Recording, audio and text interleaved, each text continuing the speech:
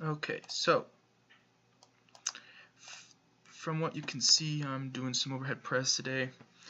I also did some other stuff for my knee tendonitis, and as you can see here, pretty light, obviously still, because been having some pain in the deltoid slash intersection point between bicep and tricep.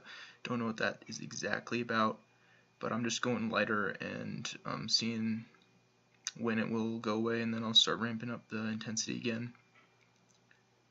But yeah, I actually got up to 85 pounds for 5 today, which was really nice because last time I only got up to 55 pounds with the same amount of pains, so it's really awesome. And as you can see here, just nothing too hard still. I'm kind of in between touching the collarbone part and the floating rack. But yeah, lightweight, so it looks pretty good. And of course holding it up a long time just to keep the range of motion all nice and good. Then I was actually trying front squats for at least this first set. I wanted to see how it felt in terms of my hip and my knees. Obviously it's a little harder on the knees because there's more torque on them. But that's not necessarily a bad thing if you are a healthy person without any knee tendonitis or anything. But yeah, and these are really hard to do tempo wise, which is partly why I switched back. But obviously they're kind of cool though. But yeah, also it's just a little bit too much technical, too technical of a lift for me to really focus on rehab for when I'm doing rehab, because you're just trying to focus on keeping the rack all nice and secure and such. And then here we see normal squats day, still light, 105 pounds.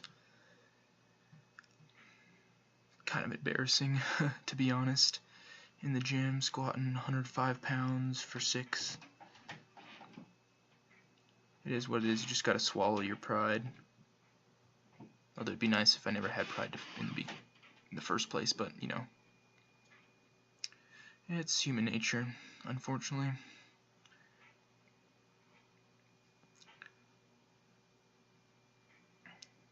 And yeah, it seemed like front squats actually helped out my range of motion on normal squats, so maybe I'll warm up with front squats from here on out. Maybe. I'll see.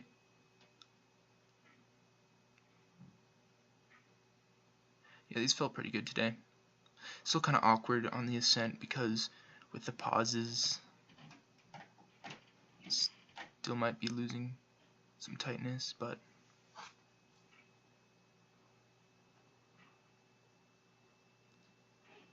that set's done.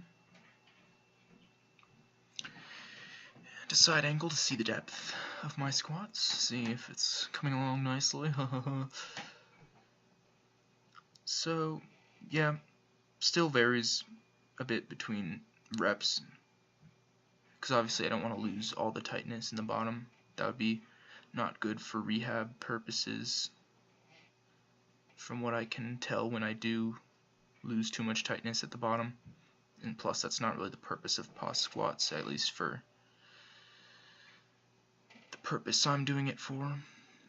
Olympic lifters often lose all tightness so they can just start from without any isometric contraction.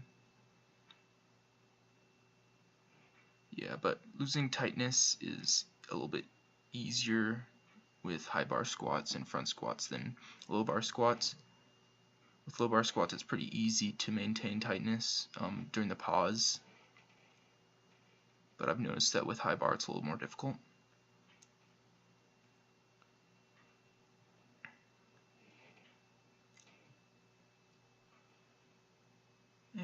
And I think this is the last rep. Yep, it's the last rep. Rack that bad boy.